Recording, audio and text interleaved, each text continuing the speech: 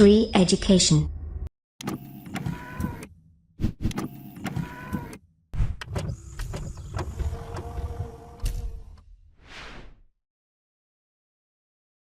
नमस्कार दोस्तों, बहुत बहुत स्वागत करता हूं मैं आप सभी का श्री एजुकेशन की तरफ से। और मेरा नाम है रवि। तो दोस्तों, आज का हमारा ये जो आधुनिक भारत का इतिहास है, मॉडर्न हिस्ट्री ऑफ इंडिया, उसका ये 22वां लेक्चर है। ये 21वां नंबर के जो गवर्नर जनरल हैं, जो वायसराय अब हो चुके हैं, उनके बारे में हम पढ़ने जा रहे हैं, इसलिए ये 21वां लिखा हुआ है। ये 21st नंबर पे जो गवर्नर जनरल है उसके बारे में पढ़ेंगे। और आप जानते हैं लॉर्ड कैनिंग के बाद गवर्नर जनरल को क्या कहा जाने लगा? भारत का वायसराय कहा जाने लग गया है। और इसके पहले जो 21वां लेक्चर था, जिसमें हमने लास्ट क्या पढ़ा था, लॉर्ड लिटन के बारे में पढ़ा था ना, जिसका टाइम पीरियड 1876 से 1880 तक था। और आपने देखा होगा उसने क्या किया था, 19 साल कर दी थी ना परीक्षा का, वो सिविल सेवा की जो परीक्षा थी उसको कम करके 19 साल कर दिया था अधिकतम उसकी, वो जो क्राइटेरिया था। और प्रेस पर उसने प्रतिबंध लगा दिया था कि मतलब कोई भी संवेदनशील वो चीजें नहीं छाप सकते। भैया प्रेस तो मुक्त होनी चाहिए, बिल्कुल जो मर्जी वो करें, जैसा आजकल है उसका वो गलत फायदा भी उठाते हैं कई लोग। तो आज के इस वीडियो में 21वें नंबर पे जो वायसराय आएंगे, जो गवर्नर जनरल आएंगे, या वायसराय हो चुके हैं, बार बार रिपीट कर रहा हूँ दोस्तों, याद रखिएगा। उनका नाम है लॉर्ड रिपन। 21वें नंबर पे है लॉर्ड रिपन। इनका जो टाइम पीरियड 1880 से 1884 रहेगा, ठीक है। लॉर्ड रिपन जितने भी गवर्नर जनरल अब तक आ चुके हैं, सबसे अच्छा इसको मानिए आप। ये जब गया था यहाँ से तो कई लोगों के दिलों में जगह बना के गया था। आपको मालूम पड़ जाएगा क्यों जगह बना के गया था दिलों में। देखिए, शुरू करते हैं हम। चलिए इसके बारे में देखते हैं। लॉर्ड रिपन का जो पूरा नाम था वो जॉर्ज फेडरिक सैमुअल रॉबिन्स था। उसके बाद देखिए, यह 1880 में लॉर्ड लिटन प्रथम के बाद भारत के वायसराय बनकर आए थे।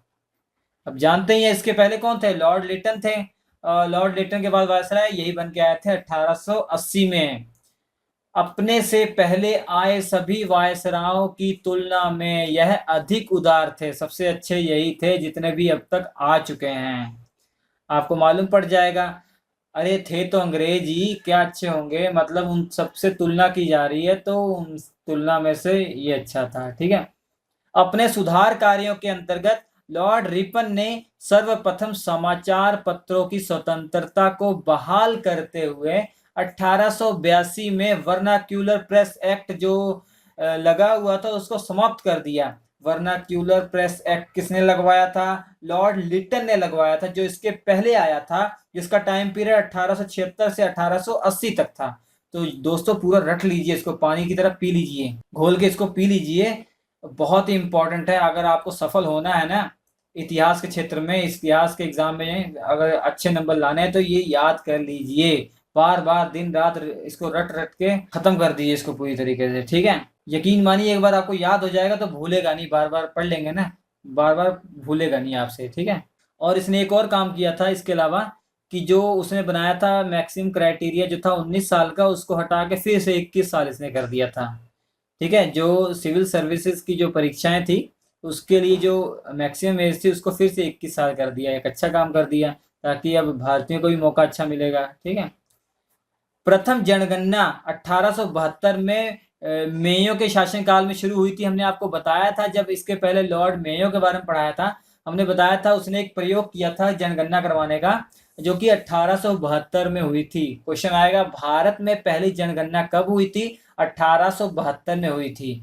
परंतु रिपन ने क्या किया दोस्तों, 1881 में अपने काल में पहली बार वो चलवाया जनगणना, मगर वो नियमित रूप से थी। हर 10 साल के बाद जनगणना होगी। 1881 के बाद 1891, ऐसी हर 10 साल में क्या होती रहेगी? जनगणना होती रहेगी। चलिए होने दीजिए, अब तक चली आ रही है वो, हर 10 साल के बाद ये जनगणना होती है, जो अब तक चली आ रही है, ठीक है। जो भारत में प्रथम नाम के जो क्वेश्चन होते हैं उनमें ये क्वेश्चन बहुत इंपॉर्टेंट है, याद रखिएगा। तब से लेकर अब तक प्रत्येक 10 वर्ष के अंतर्गत जनगणना की जाती है, मालूम पड़ ही गया। उसके बाद प्रथम फैक्ट्री अधिनियम 1881 में रिपन द्वारा ही लगाया गया। इस अधिनियम में क्या था, इस एक्ट में क्या था, देखिए दोस्तों, इस एक्ट के अंतर्गत यह व्यवस्था की गई थी, जिस कारखाने में 100 से अधिक 100 से अधिक श्रमिक जो काम करने वाले लोग हैं, अगर वहाँ किसी फैक्ट्री के अंदर 100 से ज़्यादा कारीगर काम करते हैं, 100 से ज़्यादा जो श्रमिक है वो कार्य करते हैं, तो वहाँ पे जो छोटे बच्चे होंगे जिनकी आयु जो है 7 वर्ष से कम आयु की है, उनको काम नहीं करने दिया जाएगा। ठीक है, वहाँ पर 7 वर्ष से कम आयु के बच्चों को काम नहीं करने दिया जाएगा। और जो 12 वर्ष से कम है उनके लिए 7 वर्ष से अधिक है, मगर 12 वर्ष से कम है, उन बच्चों के लिए काम करने के लिए फिक्स कर दिए गए कि आपको भैया इन बच्चों को से इतना ही काम करवाना है, 4 घंटे या 5 घंटे, उससे ज़्यादा काम नहीं करवा सकते। ऐसा नहीं कि दिन भर उनका शोषण ही कर रहे हैं, बच्चों को सुबह से लगा दिए शाम तक काम ही करवा रहे हैं, ऐसा नहीं होगा। फिक्स कर दिया गया टाइम कि इतने घंटे तक ये काम करेंगे ये बच्चे। तो इस कानून का पालन करने के लिए एक उसने निरीक्षक को नियुक्त किया, वो जो देखभाल करेगा, देखता रहेगा कि कहीं कुछ गलत तो नहीं हो रहा, ठीक है, कि ये नियम ना तोड़ा जाए। ठीक है, अब लॉर्ड रिपन के शैक्षिक सुधारों, मतलब शिक्षा के क्षेत्र में भी उसने बहुत सुधार किए। उसके अंतर्गत विलियम हंटर के नेतृत्व में एक आयोग को गठित किया था। ठीक है, विलियम हंटर के नेतृत्व में एक आयोग गठित किया। ये क्यों किया था? शिक्षा के क्षेत्र में सुधार लाने के लिए। ऐसा हूबहू क्वेश्चन आएगा कि लॉर्ड रिपन ने शिक्षा के क्षेत्र में सुधार लाने के लिए जिस आयोग का गठन किया था उसका नेतृत्व कौन कर रहा था? विलियम हंटर कर रहा था। ठीक है, आयोग ने 1882 ईस्वी में अपनी रिपोर्ट प्रस्तुत की। जो आयोग है इसने 1882 ईस्वी में अपनी रिपोर्ट प्रस्तुत की। रिपोर्ट क्या थी? अब ये कह रहा है कि जो छोटे बच्चों के स्कूल है, प्राइमरी स्कूल है, उन पे ध्यान नहीं दिया जा रहा। आयोग की रिपोर्ट में कहा गया था कि भारत में प्राइमरी और जो माध्यमिक स्कूल शिक्षा है उन पर ध्यान नहीं दिया जा रहा है, जबकि जो विश्वविद्यालय की शिक्षा है उन पर जरूरत से ज्यादा ध्यान दिया जा रहा है। ठीक है, तो ये था। तो रिपोर्ट में व्यवस्था की गई प्राइमरी स्तर की शिक्षा का अधिकार लोकल बोर्ड एवं म्युनिसिपल बोर्डों को दे दिया जाए तथा शिक्षा संस्थाओं पर से सरकारी नियंत्रण को हटा दिया जाए। ऐसा कर दिया गया। ठीक है, ये शिक्षा के क्षेत्र में सुधार किया था उस कमेटी ने, जिसका नेतृत्व विलियम हंटर कर रहा था, जो कि लॉर्ड रिपन के टाइम पीरियड में था। लॉर्ड रिपन उस समय वायसराय था भारत का। ठीक है, तो उसका सबसे महत्वपूर्ण कार्य जो है 1883 ईस्वी में इल्बर्ट बिल था। दोस्तों, इल्बर्ट बिल था, ये बहुत अच्छा उसने बिल निकाला था, मगर जो पारित नहीं हो पाया। जैसा उसने निकाला था उस तरीके से वो पारित नहीं हो पाया, उसमें संशोधन करना पड़ा। अब आप समझिए क्या था? जिसके द्वारा न्याय के क्षेत्र में रंग भेद को दूर करने का प्रयास किया गया था। मैं आपको समझा देता हूं, किसने ये जो इल्बर्ट बिल निकाला था, इसके जरिए ये चाहता था जो हम भारतीय थे और जो अंग्रेज थे उनके बीच में जो है मतभेद है ना, वो रंग भेद का, उसको दूर किया जाए। कैसे इसने दूर किया था?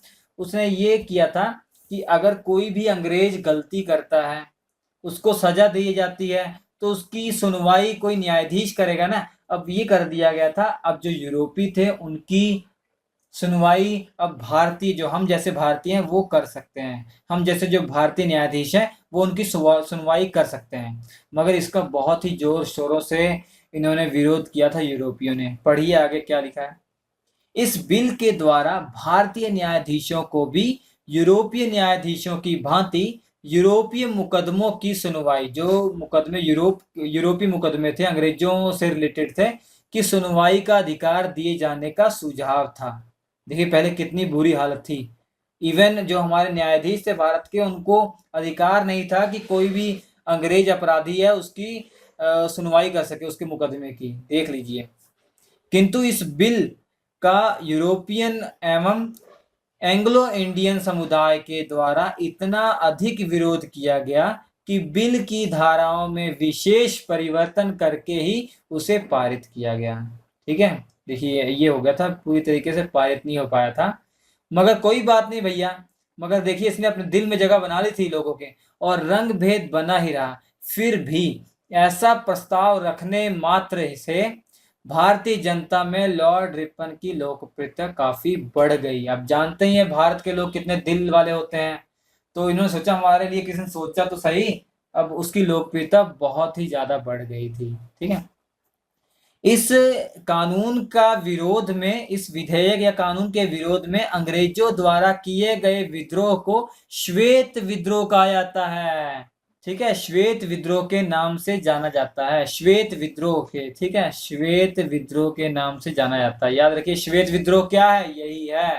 ठीक है, इल्बर्ट बिल का जो विद्रोह हुआ था वही श्वेत विद्रोह है। किसके टाइम पर हुआ था, तो लॉर्ड रिपन के टाइम पर हुआ था। ठीक है, चलिए ठीक है।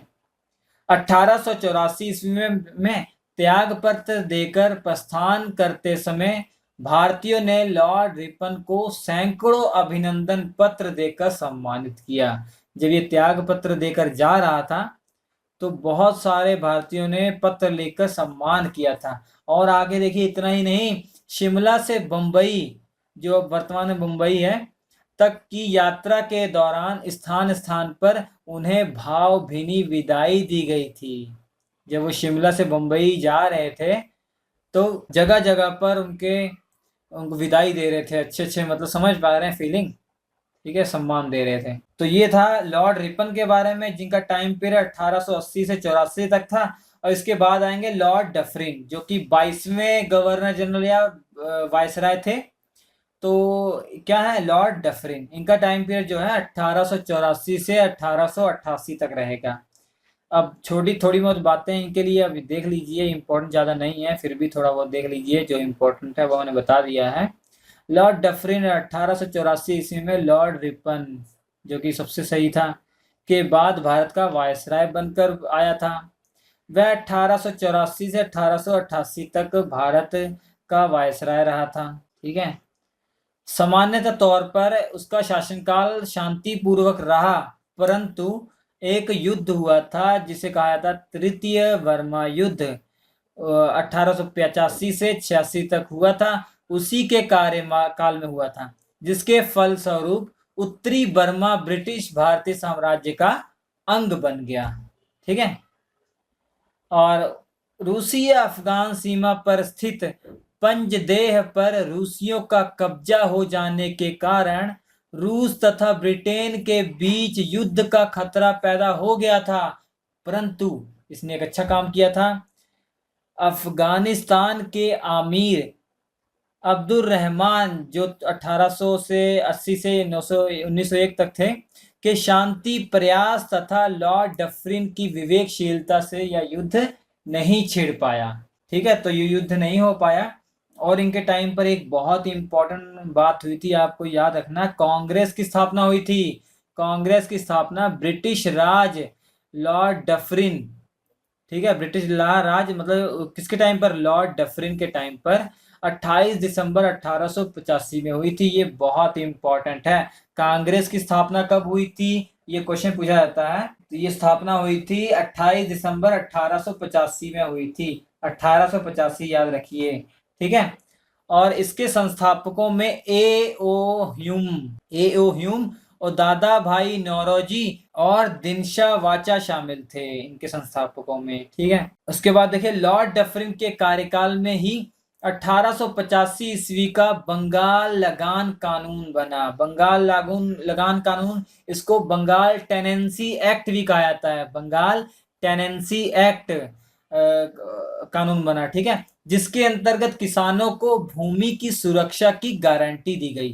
किसानों को उनकी भूमि की क्या दी गई, सुरक्षा की गारंटी दी गई।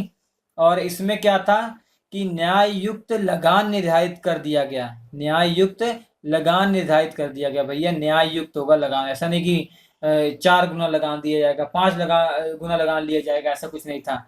और जमींदारों द्वारा बेदखल किए जाने के अधिकार को भी सीमित कर दिया, कि कोई भी जमींदार को हक नहीं होगा कि किसी भी किसान को बेदखल कर सके। ठीक है, और किसानों के हित के लिए इसी प्रकार के कानून को अवध और पंजाब में भी, फिर बाद में क्या किया, अवध में भी टेनेंसी एक्ट लग गया, पंजाब में भी टेनेंसी एक्ट लग गया। ठीक है, तो ये समझ में आ गया आपको।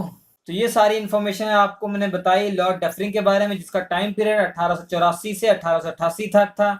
और हमने शुरुआत की थी इस वीडियो में लॉर्ड रिपन के बारे में, जो सबसे इम्पोर्टेंट और सबसे अच्छा अब तक वायसराय है या गवर्नर जनरल है, जिसका टाइम पीरियड 1880 से 1888 84 तक था। उसके बाद लॉर्ड डफरिन हमने अभी पढ़ लिया। अगर वीडियो अच्छा लगा हो तो लाइक कीजिएगा, दोस्तों के साथ शेयर कीजिएगा इसे। हमारे चैनल पर चले जाइएगा, आपको बहुत सारे अच्छे अच्छे वीडियो मिल जाएंगे, बहुत ही कम टाइम में आपको पूरी जानकारी मिल जाएगी। अगर कोई भी एग्जाम आप देने वाले हैं एसएससी का, तो एसएससी के जो पिछले एग्जाम हुए उनका हमने रिव्यू किया हुआ है स्पेशल, वो जरूर देखिएगा, क्योंकि बहुत सारे क्वेश्चन रिपीट होते हैं। और वो रिव्यू ही नहीं दोस्तों, हमने उसके रिलेटेड हर क्वेश्चन के ऊपर 10 क्वेश्चन कम से कम बताए हैं कि क्या क्या आ सकते हैं, तो आपके लिए बहुत इंपॉर्टेंट होगा। ठीक है, तो स्क्रीन पर आपके 4 वीडियो आ रहे हैं, बहुत ही इंपॉर्टेंट वीडियो हैं। इन वीडियो में देख लीजिए, एक आधा वीडियो वो भी होगा जो हम बता रहे थे अभी। तो हम आपसे मिलते हैं अगले एपिसोड में, तब तक के लिए नमस्कार।